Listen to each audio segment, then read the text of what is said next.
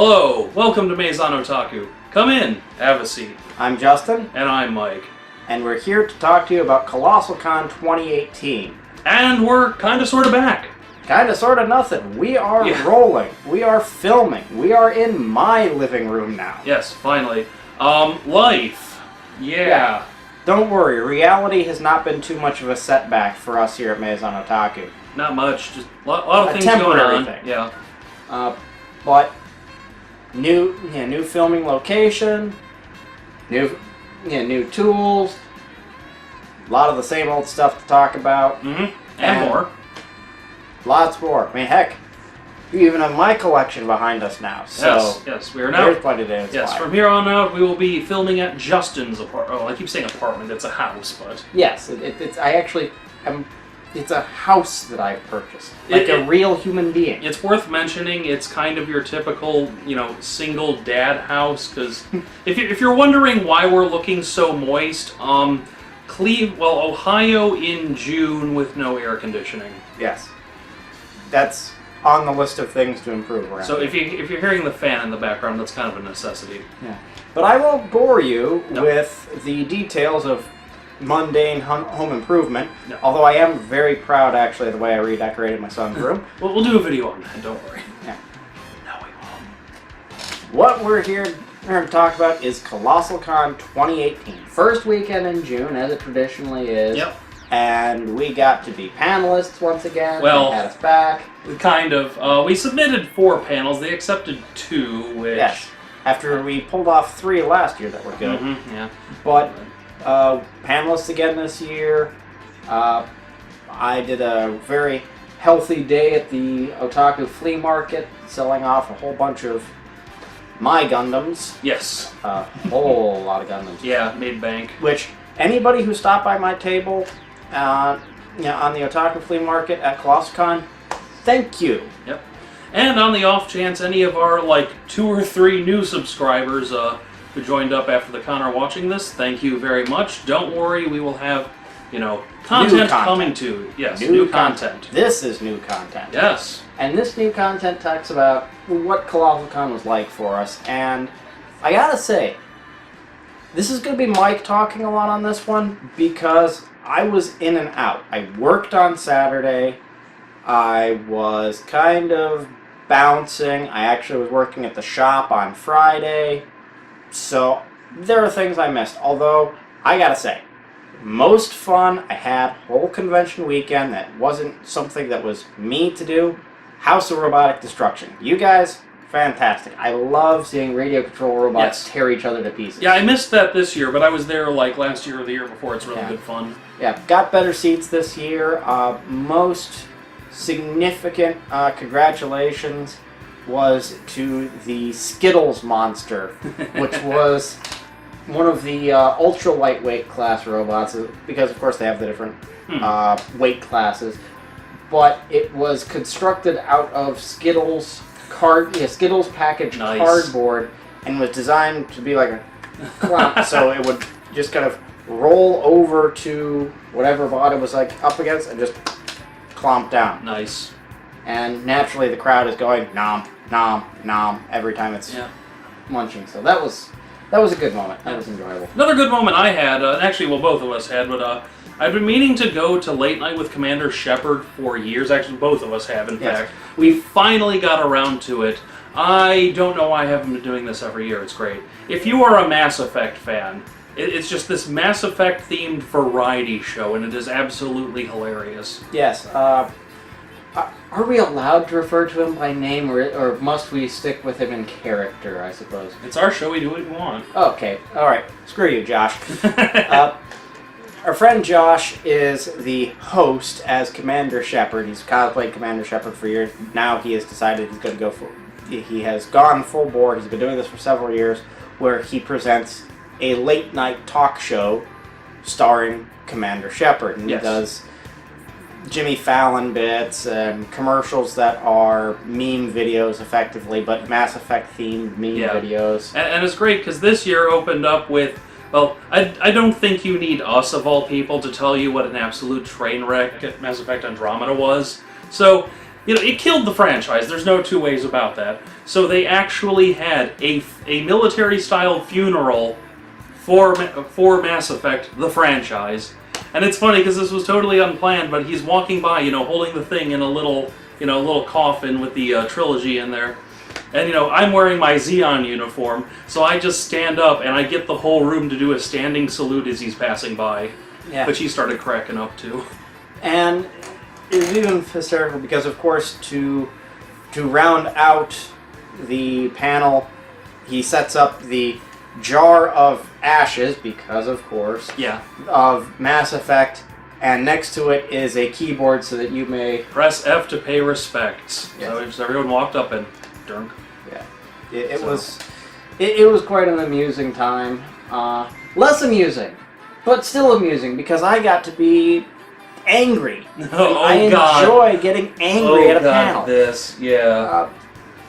To the jackass running the animation panel.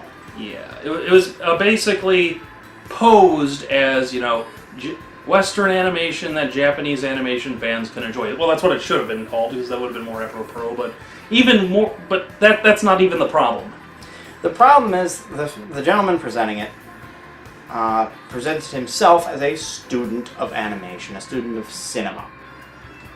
Folks, he didn't know who Ralph Bakshi was. He didn't know who Ralph Bakshi was. He didn't want to spend too much time on rotoscoping. He did absolutely everything he could to ignore or omit Disney's importance in animation, which is just one of those, wait a bloody minute. Now, let's not forget the fact that he was focusing on things like 90s and newer. Yes, he had no 70s content, no 80s content, no 60s content, no 50s content, no 40s content, no 30s content. Oh, and he defended Tumblr cats. Yes. He actually wrapped up his panel by saying it's fine. No. No, I'm sorry. I want to go on a little tangent here. Okay, here's the big problem with Tumblr cats. This isn't SD Gundam, where it's doing its own goofy thing off to the side while the main franchise is running strong over here. That's fine. No, this is the Thundercats series we have right now, and maybe the only one we will get for a while, possibly the last one we get. That's why it's a problem. Yes. You folks have heard me talk up super deformed and goofy parody versions of different classic action or romance franchises. I mean, I love Adventures of Mini Goddesses, the Go Nagai world. Yeah, Chibi Go Nagai world. Yeah, Chibi Go Nagai world. You're an absolute fiend for frickin' Dragon Half. I'm a fiend for Dragon Half. I love these things. I have no problem with these things. I have a problem with, like Mike said, taking an art style that is intended for comedy and applying it to an action series and not doing so in order to subvert viewer expectations. To say nothing of, you can only get away with that joke once. Yeah. That's why, quite frankly, When They Cry drags so hard, because once you do, all the Lolicon characters are vicious murderers. Once you do that reveal once, it's no longer shocking, it's just really trite. Yeah, thank you. Trite is exactly the word I was going to use, yes. But, and to say nothing of the reasons CalArts pisses us off. Yes, that it's a style created under the gun of budget. Yeah. There's nothing wrong with styles created under the gun of budget, because that's Hanna-Barbera. Yeah, but that is Hanna-Barbera, a good example. You can do better. Mm-hmm. But so getting back to this guy's panel is just... This guy's panel was just... The veins in our forehead were astounding. Yeah, and you could also tell that he was very much trying to write us both off as, old fans, oh no. Well, guess what? The old fans are here to tell you, you're wrong.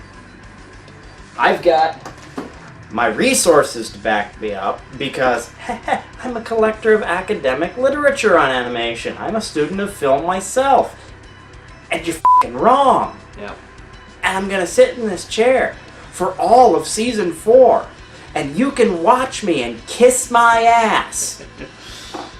I could tell the whole time you were resisting the urge to just stand up and shout that, then huff off out of the room. I was resisting the urge to stand up in my chair, shout "you're wrong," then get down out of my chair and throw my chair. I believe that's actually in Canadian Rules of Order for Parliament. Yes. You're entirely within your rights to throw your chair at the opposing debater. Yeah.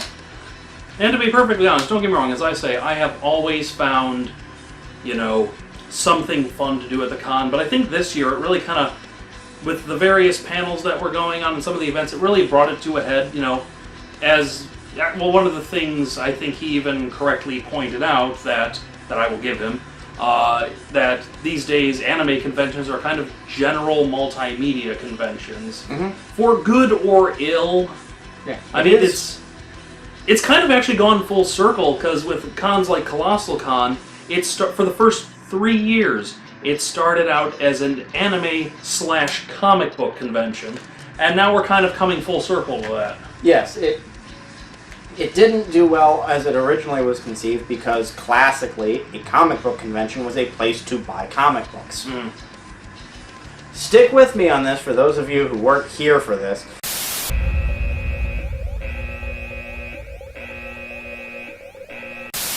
Way back when, before there was this thing called Amazon, you had to rifle through file box after file box after file box to complete a story, because you might have missed an issue, especially if it was a story that was going on before you got into it. And this was what comic book conventions were for. You met other comic book fans, but you mostly just bought comics to complete your collection. Anime conventions were, hey, I am a fan of this Japanese cartoon, I wonder if there are other people like me. So they became social gatherings and information swaps and so forth. Comic book fans, well, they don't need that. They've got dedicated shops for that. Right. And generally educated counter people for that. So the two didn't mesh very well in the classic schema of the fandom. Right. Now, it's a little bit more free-form, and it's a little bit more, let's all just get together and have a party. Right. Good if you're into that. Bad if you really just want to get together and discuss the latest Japanese cartoon. Right. Or the oldest Japanese cartoon.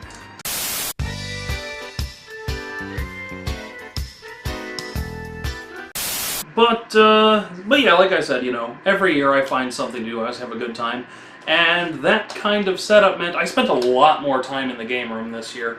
Not much that I was really interested in, although I did talk to the guys who provide the arcade machines. Yes. I told them, hey, Virtual On. And they said, funny you should mention that. We potentially have the only Virtual On Oratorio Tengram machine in North America. I'm told them, bring that. Yes, there should be Virtual On. There should be pinball. Yes. I understand why they continually told me we can't bring a pinball machine. Too bad. You need to bring a pinball machine. Right. I want to be there to play pinball. I know that sounds odd, but you just want an excuse to blast Pinball Wizard. I do not just want an excuse to blast Pinball Wizard. I do want an excuse to blast Pinball Wizard, but it's primarily because it's therapeutic. Right. Besides, Stern Pinball just brought out their Iron Maiden table, nice. And they should get that. But yeah, on that note, actually, yes. So, I spent some time on some stuff. They had, the Neo Geo arcade in there. And that's a fun con experience that people often have. Some random dude came up to me. He's like, "Hey, care if I jump in?" Like on stage 1. So me and this random dude I just met beat Metal Slug X together. Yeah. But I actually for the first time ever, spent most of my time on like a rhythm game. I don't really play a lot of rhythm games, but Jubeat or U-Beat or however, I don't care, I'm calling it Jubeat. That game is freaking addicting. Yeah, I mean, it's, punch the lit up sugar cubes, and I mean, it's a reasonable game, it's not particularly physically taxing, which is nice. Yeah. Well, it's a rhythm game you can have a lot of fun at without, putting in similar skill that, for all that, you can learn how to play an actual instrument. Yes. For that matter, quite frankly, I didn't find the music all that interesting. Maybe if I was able to hear more of it. Yeah, well, they did have a headphone jack, and I usually bring headphones, but I forgot this year. See, I didn't know that. Yeah. Or care. Right. But, I did get my Initial D card this year. Yes. Which, spent a lot of time on Initial D. Also, Mike and I spent a fair bit of time on the Gundam Versus. Yeah, okay, the new Gundam Extreme Versus, I don't like it. No. It's rebalanced weird. It's, okay. I did especially well with melee attacks with GP02 Physalis. Yeah, yeah. I'd like to repeat that for those of you in the back. GP02 Physalis, which was, of course, the main antagonist mobile suit Gundam of Gundam 0083 Stardust Memories, was a strategic attack suit. Yeah. With a nuclear bazooka. Yeah. This is not a melee suit. Yeah. Or more to the point, frickin' GP03 starts as default with twin hyper bazookas.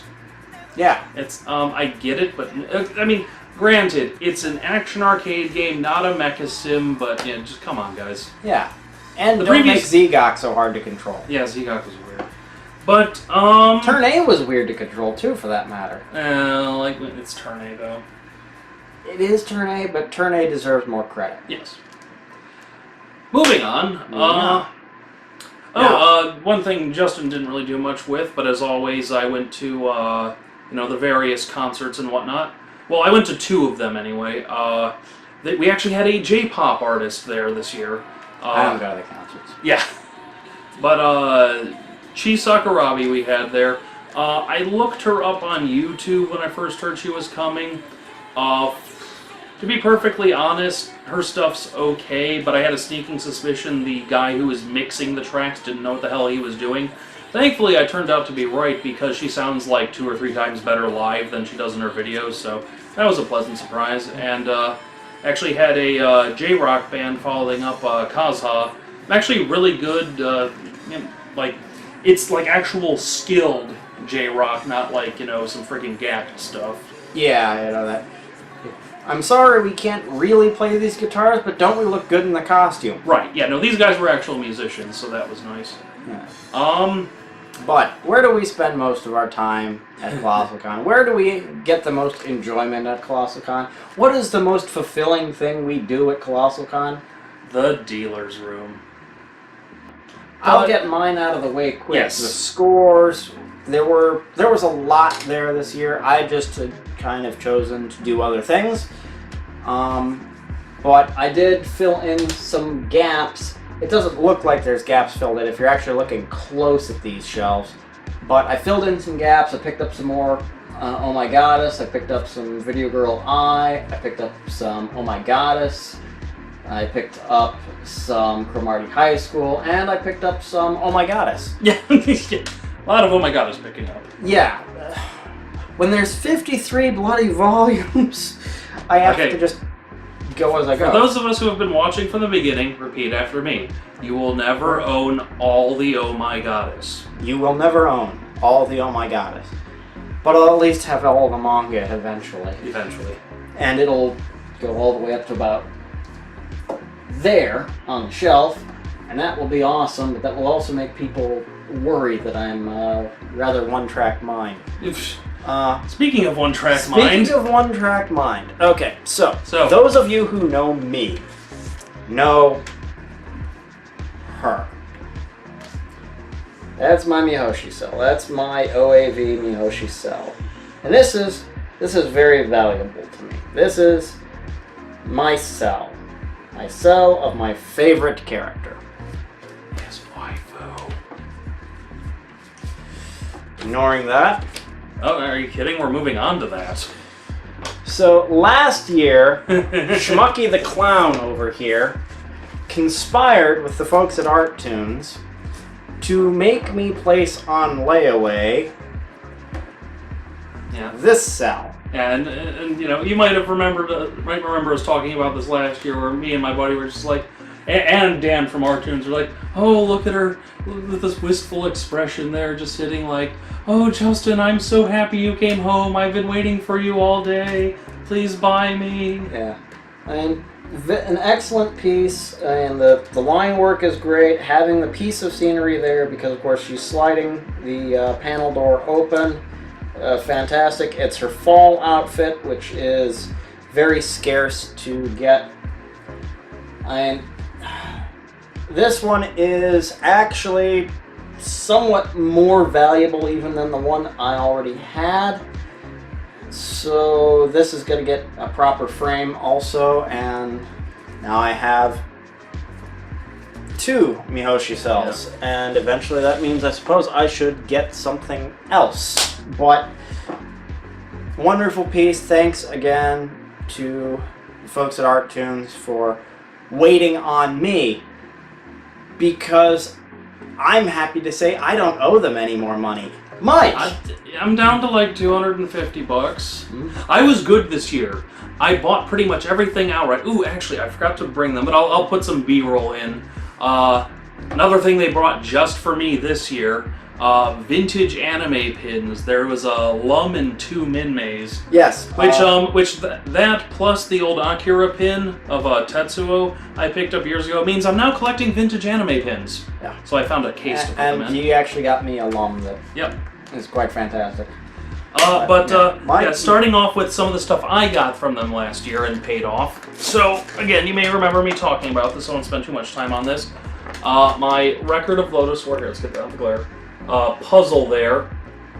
Very much looking forward to, yes, it's technically sealed, but I'm going to open it because, the box is all crinkled anyway, so it's kind of like, it's sealed, but... We've actually planned an episode around this where we're going to sit down with the camera above and we're going to build the puzzle and bullshit. Yes. I was thinking this might be an ongoing series, Yeah.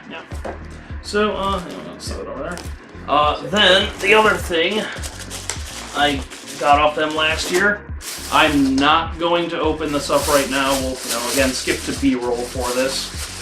But my limited edition velvet cover foil embossed Memories Laserdisc set. Katsuhiro Otomo's Memories. This is a series of shorts by Otomo. This was, hey guys, I'm a really good director on top of being a really good mangaka. Maybe give me a chance to do a feature-length movie. Yeah. And the result from that, of course, was Akira. Yep. So, I got a pile of stuff here. I'll get to that in a moment. But, actually from the, was that JC Comics, I think? Mm-hmm. Yeah. Another bunch of cool guys down there. They actually have some really good cheap cells there. So, I got this nice double Zeta cell. And if you look closely, you can see, multiple characters on there. Background has the speed lines on the cell. So, that's pretty nice. Got a City Hunter cell here. I'm actually not 100% sure who this character is, but I just got it because it's a gorgeous piece. It's worth mentioning there's a lot of City Hunter I haven't seen. I really need to get on that. Yeah. And of course it came with the sketch. Yep. And this was an absolute steal. I got another City Hunter cell, Kaori with production background. Yeah, that one is just absolutely gorgeous. And bright, if you look at colorful. that sticker price there, yeah, an absolute bargain. Mm-hmm. Kind of one of those, you sure you marked that right, guys? Yeah. Then, let's set this off to the side, actually. Yeah. Bullets. Yeah. That's a thing. We should talk about, briefly mention the Thursday dealer's room. Oh, yes. Because we had 2 dealer's rooms this year, because usually the dealer's room opens mid-Friday. But they actually did a smaller Thursday night dealer room for dealers who didn't make the cut for Friday through Sunday. And so it was kind of a more eclectic bargain basement. And there were some fun things. I mean, that's where I picked up a lot of the manga I did. But I picked up some fun stuff. So here, Justin, I think you should talk about this find of mine. École du Ciel. This is a Mobile Suit Gundam manga. but this was a Mobile Suit Gundam manga that was actually done by Mikimoto. Yes. So there's a neat combination right there. And absolutely had to pick this up. I weirdly haven't owned this one yet, so... Yeah, Mike starting on his 1 pound gospel collection. And speaking of collections, a really old Urusei Yatsura manga. Yeah, there's actually a vintage print trade paperback of Lum. There we go. Yeah, with the wraparound cover. Very nice. In fact, this one, print date. Oh yeah, let's look that up. Yeah. Yep, right here. 1990. Ah, there we go. So there we are. Who said? Yeah. Who says you can't happen onto something fun? Yes. Now some really fun stuff I got here was these vintage art books. Art books by themselves are typically not plentiful. Right. Vintage art books even more so because they're a high dollar item when they're new, which makes them all the trickier to get a hold of. Right. So, first of all, I couldn't help myself. Of course, the nice thing about collecting something most people don't really give a crap about, it was cheap. Plus, I need to borrow someone's a good smartphone that has Google Translate, because there's actually, on each character, there's a Q&A with creator Mika Akitaka and the character's voice actor. Yes, so this is information that only the hardcore Galaxy Fraulein Unifan would be interested in. Yes. But something many more of you will be interested in. Got this right here. Cut to a clip of it here, but this is really interesting. It's an animation cell art book. So each page is a reproduction cell with a, opaque background behind it where you can, flip the layers and stuff. So absolutely had to get that. And then this one also got from JC. I kind of saw this and I broke my cardinal rule, which is never use plastic at the con. Yeah. But I got a good deal on this right here. This is an art book by, I always forget the artist's name, most notably did Vampire Princess Miyu, the manga. So it's really it's sort of 80s Japanese pop art meets Art Nouveau. Yeah, there's a very fashion art feel to it, but it's absolutely beautiful. Like, if you just pick a random page and you end up with gorgeousness. Yes. We'll show the people, Mike. Well, I'm rolling B-roll film while we're saying this. Oh, that's right. The pictures are right up here, aren't they? Yes. I forget how this works sometimes. It's been a while.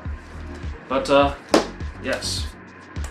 And gorgeous is absolutely the word that I said. So I'm like, I have to have this. Now, I got a bunch more stuff from Art Tunes that I, put on hold for a while. And again, I'll show footage while we're talking about this, but I got these right here. This is a complete set of Bubblegum Crisis and 80 Police Files phone cards. The cases have a little bit of corner damage, but the cards themselves are damn near mint condition. And I got the complete set from them. This is explaining a phone card. This is one of those. This is a collectible piece that could only have existed at the same time as the show. Yes. Basically, do you use payphones a lot? Here's a preloaded card. Yeah. And they would sell these a lot of times with, other various images on them, including popular anime at the time. So, highly collectible, but only if you're into that sort of thing. Yes. That is, like we've said before, the difference between ephemera and collectible. Yep. The ephemera and merchandise. That is ephemera. Mm-hmm. Now, I'm actually going to cut away to a whole segment here where I go over this huge pile of very choice animation cells I've had since 2012, or I should say had on layaway since 2012, some of them. Stay tuned for this, folks. Mike finally reclaimed a part of his soul. Okay, everyone, time to sit back and take a gander at the stuff that I've been paying off since, like I said, 2012 or 13 or so. Now, we'll start off easy here. This one's not particularly expensive or sought after, but it is a really cool production sketch here from the Silent Mobius film, of course. As you can see here, it's just dripping with detail, and it's from a fairly iconic scene. So I saw this and I had to put it on the pile. Now, I know I gave Justin crap for his waifu cells here, but here at Maison Otaku, throwing stones from our glass house is a popular pastime. But yes, I saw, I love Macross 2, as anyone who's watched this show knows, and I saw these two Ishtar cells, especially that wonderful close-up of her, the profile view of her face. Had to jump on these. I think these were about $90 a piece or so, but, I mean, come on, when am I going to see these again? Yeah, I had actually completely forgot I'd gotten this one. This is, of course, absolutely wonderful. It's, a single cell with both Kei and Yuri on it in their Affair on Nolandia outfits, which we don't see anywhere. I mean, anything Affair on Nolandia is interesting just because it's a art style you don't see the characters in a lot. So, yeah, I mean, what's not to love? Now, anyone in the know in the cell collecting world will tell you that pretty much anything Studio Ghibli, doesn't matter how, insignificant or weird or incomplete it may be in terms of production cells and sketches, goes at a premium. I'm not going to tell you how much I paid for this one, because honestly I got it at an absolute bargain, but suffice it to say it was still over $100 all things considered, despite the fact that this is, the cell itself, doesn't have the chair, which was apparently animated separately. The background isn't the right background, and it's a reproduction background, but it's still Kiki's Delivery Service. So absolutely overjoyed to have this one in my collection. Now this one right here. Everything I've shown you so far has been wonderful, but this one gets me the bragging rights. This is, a nearly full-body, large Minmay cell from Do You Remember Love? And it's just look at the gorgeous detail in this one. This is clearly a, key cell. Zoom in here on the face, the expression, her positioning. This is frame-worthy as anything ever. So, yeah, you can hear me, I can barely put the words together for how much I adore this cell. Gee, Mike, you think you're actually going to get to display any of these? Well, wall Or are you space... just going to fashion them into a blanket? I mean, yeah, wall space is at a premium in my apartment, and I really don't have money for a framer at the moment. Yeah, but I'm sure that was just as exciting for you folks to see as it has been for Mike to collect. But, thanks for coming back.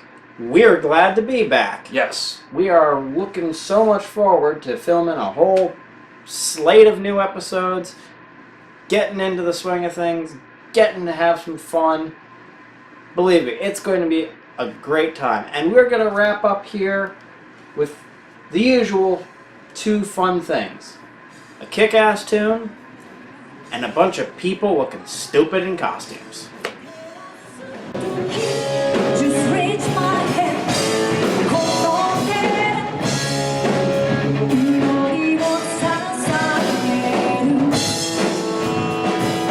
가다시미. 모든 나를 믿고 있어.